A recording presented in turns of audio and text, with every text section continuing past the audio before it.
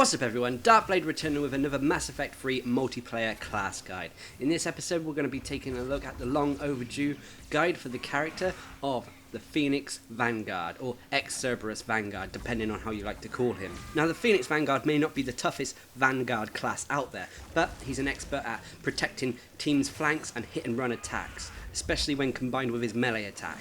Now like always, I like to spec my characters for the harder difficulties in the game. With the Phoenix Vanguard, I put maximum points into Biotic Charge, like I do with normally all my Vanguards, putting points into Barrier over Bonus Power. Barrier gives the Phoenix Vanguard some extra survivability, which is needed for this character. I'll explain why later. Next is Weapon Synergy and Power Synergy. Both of these are good choices. It depends how much you use your weapons or your powers. On this character, I seem to use my shotgun and smash an equal amount of times, although looking back at this spec I would probably switch to Power Synergy now. And lastly, I put points into Radius over Force and Damage. This is because Radius allows me to stagger more than one opponent. Next I max out Smash, putting points into Impact Radius over Armor Damage. Impact Radius allows me to hit more than one opponent, and it increases the radius of the actual impact of Smash. Armor Damage is good, and you should take it if you want to focus on dealing with boss creatures. Next I put points into Force and Damage over Recharge Speed. This is because I have a fairly quick recharge speed anyway, and the Force and Damage just means that Smash will be doing more damage. Lastly, I put points into Biotic Combo over Electrical Damage. This allows me to set up Biotic combos with Smash.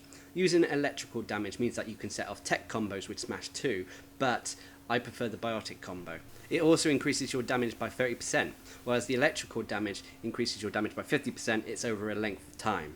Now I skip out Lash as I prefer to use Lash on other characters, namely the Phoenix Adept. But if you did want to max it out or put points into it, try to get shield penetration, as it really helps a lot. As for the passive, I max out both Phoenix Training and Fitness, putting points into pistols and shotguns to decrease the weapon rate, power damage, and damage and capacity. Now with Fitness I spec for a melee character, so that's Power Synergy, Martial Artist and melee damage. Normally I don't like to use melee characters that much, but with the Phoenix Vanguard I feel that his heavy melee can be put to great use as it has a long range.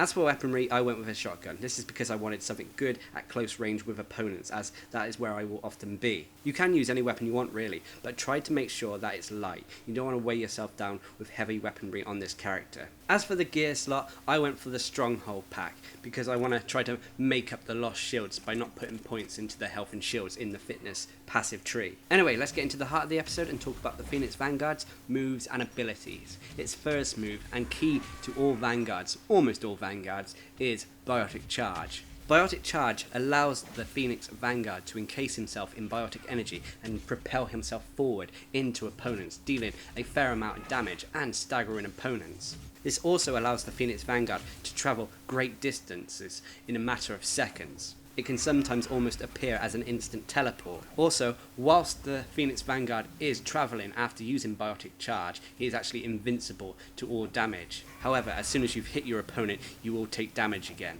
Biotic Charge also has a great survival mechanic to it, as it's able to restore 50% of your shields, 100% if you've actually put points into Barrier in the Biotic Charge tree. This is incredibly useful for the Phoenix Vanguard, as he isn't the most toughest character. He doesn't have the largest barrier pool and health pool, barrier pool meaning shield pool, but the Phoenix Vanguard is a biotic character, and biotic characters don't actually have shields, they have barriers, but it gets confusing, so I'll just refer to it as shields from now on. Like I was saying, as Biotic Charge is able to restore your shields, it means that you will have more survivability when using the Phoenix Vanguard. Now, as well as dishing out a fair amount of damage, Biotic Charge can also be used to activate combos, both biotic and tech. So if you use Biotic Charge after an opponent has been hit with a move that sets up either one of these combos, it will activate it. With the Phoenix Vanguard, he can set up either a tech combo, or in my case a biotic combo, by hitting an opponent first with Smash, and then following it up with a Biotic Charge. Now Biotic Charge with the Phoenix Vanguard should be used in three ways. Firstly, it should be used mainly as a survival mechanic. Rather than just using Biotic Charge to dish out damage, save it and use it when you actually need to get your shields back. Secondly, when it's safe to, use it as a travel mechanic so you can get around the map easily. And lastly, use it to activate your own biotic combos if no one else can actually activate them for you. Of course, with the second two options, you actually have to be careful that you're not going to take damage needlessly as a result of using Biotic Charge this way. The second ability available to the Phoenix Vanguard is Smash. Smash is a unique ability only available to the Phoenix characters. Basically, the Phoenix Vanguard will extend Cerberus lashes, which are biotic whips, from his arms, swing them around his head, and bring them with great force down upon opponents. Smash is a very powerful, direct damaging biotic ability. It also has the bonus of creating an area of effect when the whips hit the ground, affecting more than just one opponent. This can be increased even further by putting points into radius. Most unprotected enemies will actually be completely knocked off their feet with the effects of Smash. Smash has an added bonus, which I don't think was intended, but it can actually be used to hit opponents through walls or small fences. Okay, it can hit opponents through really thick walls, but maybe a thin wall. So use it to your advantage and use Smash when you know it will actually hit an opponent on the other side of a wall. I should also add, putting points into radius means that your Smash will go further through walls.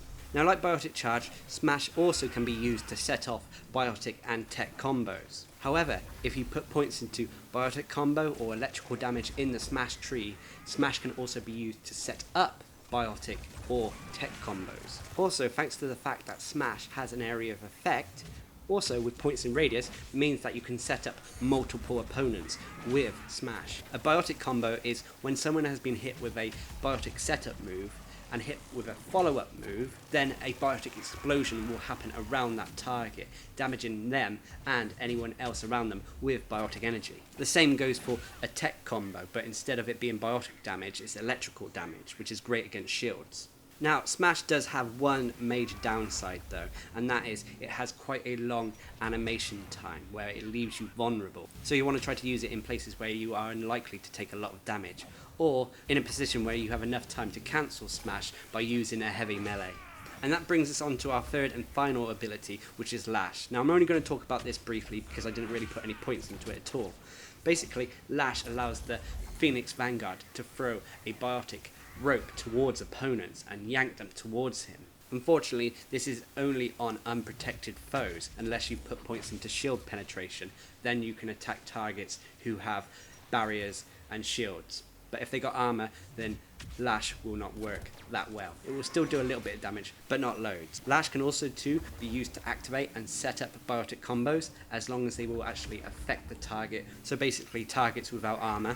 Lastly, if you did want to go for Lash, then you will be glad to hear that you can actually lash people off of the map, which kills them instantly. Unfortunately, this is only on weaker opponents, as you're unable to lash a Banshee. As for the passive abilities, I normally say these are down to personal preference. With Phoenix training, I went for shotgun and pistols because I wanted to decrease the weight of the shotguns even further. I went for power damage to increase the damage of Biotic Charge and Smash. And finally, I went for damage and capacity. In fitness, I went for power synergy, martial artist, and melee damage. You can mix this up a bit if you wanted to put points into durability or health and shields if you really wanted to.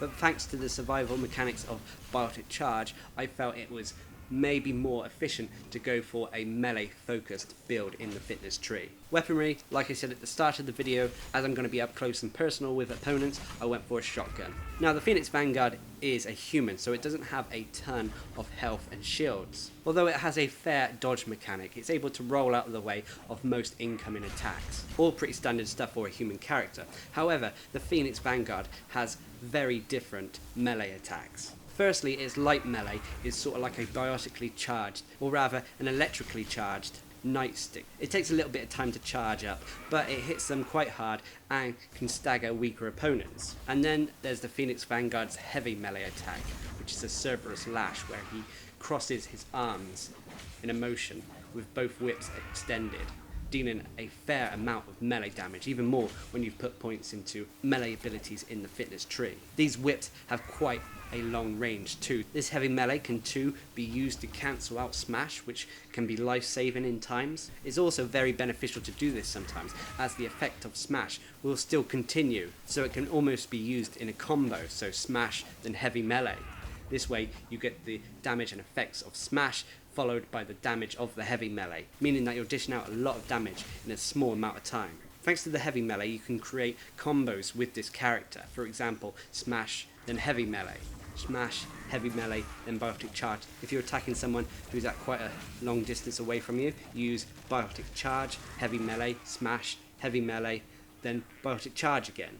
Basically, with this build I'm using here, you have to get used to using heavy melee and try to use it in almost all your rotations. Now, with all this ability to dish out a lot of damage, you have to remember that the Phoenix Vanguard is quite squishy. He can't take a lot of damage at all. He will go down quite quickly under sustained fire. You also have to be wary because you are a close combat focused character. You have to be careful about opponents such as Banshees or Phantoms who can insta-kill you quite easily. With this in mind, try not to be a frontline character.